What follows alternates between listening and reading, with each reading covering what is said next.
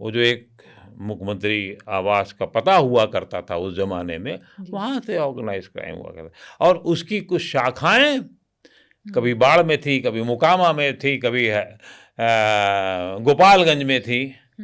सबको उन्होंने दे रखा था सब लाइसेंस कि भैया ये तुम माल तुम चलाओ।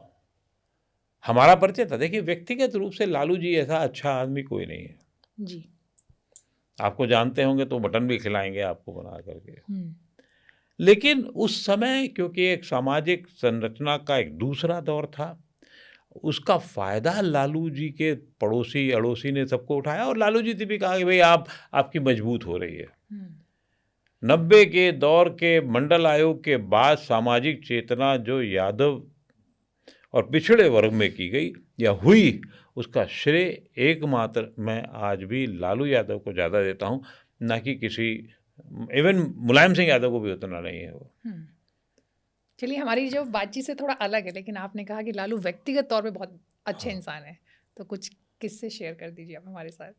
नहीं, लालू जी देखो ऐसा है ना, लालू जी व्यक्तिगत रूप से बहुत, आपको गुस्सा होंगे गुस्सा हो जाएंगे, डांटना होगा डांट खाएंगे। वो मुझको डांट तो नहीं सकते थे, लेकिन इनडायरेक्ट डांट करा सकते थे वो। कैसे? जैसे उनके जब एक सहयोगी हुआ करते थे जो आजकल भारतीय जनता पार्टी में हैं, सांसद भी रह चुके हैं, मंत्री भी रह चुके हैं वो केंद्र में, अब विधायक का चुनाव भी लड़ रहे हैं, तो वो मुझे फ़ोन किए गए, भैया लालू जी बात करेंगे। हमने कहा ठीक है, बात कराओ। हमने लालू जी क्यों बात करेंगे हमसे, अभी आज कुछ गड़बड़ हुई क्या अखबार में? हमने कहा बात कराओ। तो उन्होंने फ़ोन होल्ड कराए थे, और पीछे तो माँ बहन की गालियाँ आ रही हैं। आधा मिनट तक मैं सुनता रहा, और फिर मैंने फ़ोन काट दिया। फिर उनका फ़ोन आया, जो उनके जिन सहयोगी की बात कर रहे हैं, अरे भैया फ़ोन कट गया था। हमने कहा बेवकूफ़ समझ रखा है तुमने क्या? तुमने क्या समझ रखा है? लालू जी किस बात पे गुस्सा है, जरा ये बताओ पहले हमें तुम। नहीं नहीं भैया गुस्सा नहीं है, चलो बात कर ली हमने, बातें हैं।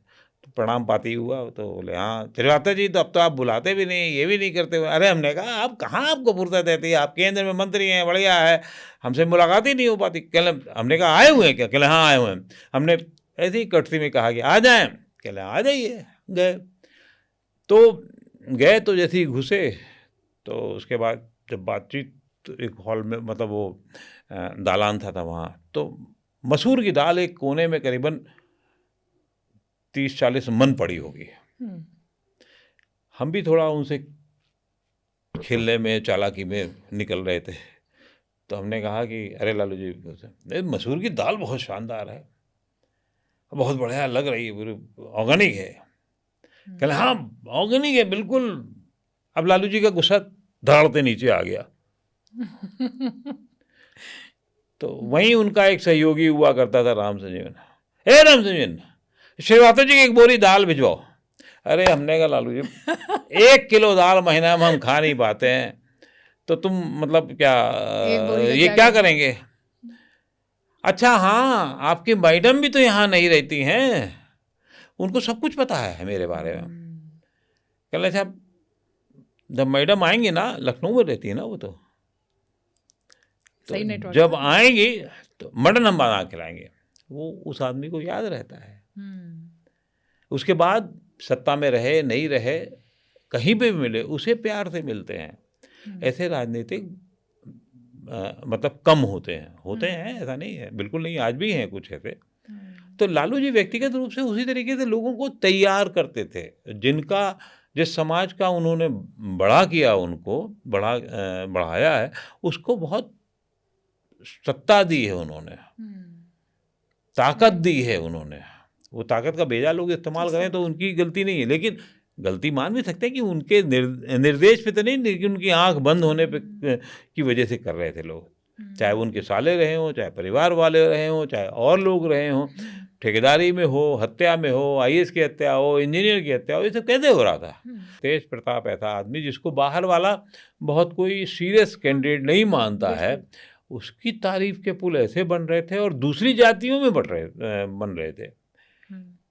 राजपूतों में मैंने बात की वहाँ पर, वो अरे नहीं तेज भैया तो जहाँ आते हैं, बैठते हैं, खाते हैं, पीते हैं, बल्कि किसी की डेथ हो गई बता रहा था किसी मुस्लिम परिवार में, तो कहला वो हेलीकॉप्टर लेकर के आ गए। तो अगर इतना इन्वॉल्वमेंट वहाँ पर, उन्होंने कॉलेज वॉलेज बनाया था, क्या तो वजह आपको लगती है इसके पीछे? नहीं, जो तेज प्रताप का तो उसने उस कॉन्स्टिट्यूंसी को नरिश किया था, नर्चर किया था, बढ़ाया था, उसमें वहाँ कॉलेज वॉलेज खुलवाए थे। नहीं, मेरा सवाल ये है कि जैसे आपने खुद ही कहा कि बाहर में उतना सीरियस नहीं लिया जाता है तेज प्रताप को, तो वहाँ पर जो आप बता रहे हैं कि वहाँ पे एक उलटी इमेज हाँ, दिखती है लोगों की, बिल्कुल, बहुत ज़्यादा बॉन्डिंग बहुत दिखती है। वो अच्छे थे। और उनको जो व्यक्तिगत नेचर है वो बहुत कोई राजनीतिक वाला नहीं है, मेल मिलाप वाला है। कृष्ण जी हैं, भगत हैं, लोग हैं, प्यार है, दुलार है, खाना है, पीना है, वो उस तरीके जी के जी आदमी बिल्कुल। है। तो इसलिए, लेकिन वो ऐसा आदमी 243 सीट पे नहीं लड़ सकता। ऐसा जी आदमी 2, 3, 4, 5, 6, 10 सीटों पे लड़ सकता है। जहाँ उसका विस्तार होगा वो ठप हो जाएगा। आरजेडी में तेजस्वी बाबू जो हैं, वो बहुत ज़्यादा एक्सेस नहीं थी हर आदमी मीडिया के पास में, और उनके पास शब्दों का जंजाल, शब्दों का खेल जो प्रशांत किशोर के पास है वो नहीं था। तो वो बहुत ज़्यादा बात नहीं कर पाया। वो वही सामाजिक समरसता और सामाजिक पिछड़ा वर्ग और अगड़ा वर्ग और जिसकी भागीदारी, हिस्सेदारी, उसी पर सिद्धांत पे काम करते रहे, और उन्होंने बहुत ज़्यादा नहीं शब्दों के जंजाल को सीखा, समझा, किया। एक्सपोजर का भी अंतर है और सर, प्रशांत किशोर वो इतना, इससे पहले इतने सारे मुख्यमंत्री अरे भाई, प्रशांत किशोर की उम्र में तेजस्वी की उम्र में अंतर है। तेजस्वी को ज़्यादा, अगर आप राजनीति कर रहे हैं तो आपको उतना ही बड़ा खिलाड़ी भी होना चाहिए ना। आप ये नहीं कह सकते कि प्रशांत किशोर बहुत काबिल आदमी है।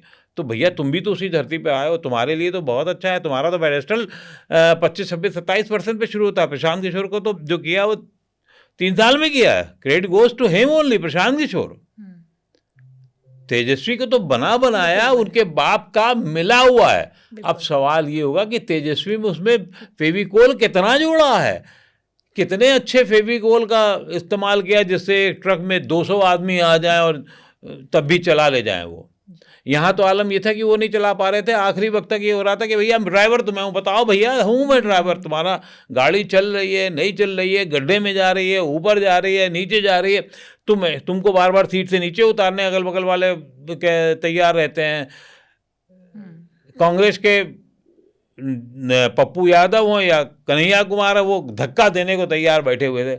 वो तो कहिए, क्योंकि पिताजी का जानते थे कि कब गियर आगे का लगाना चाहिए, कब पीछे का लगाना चाहिए।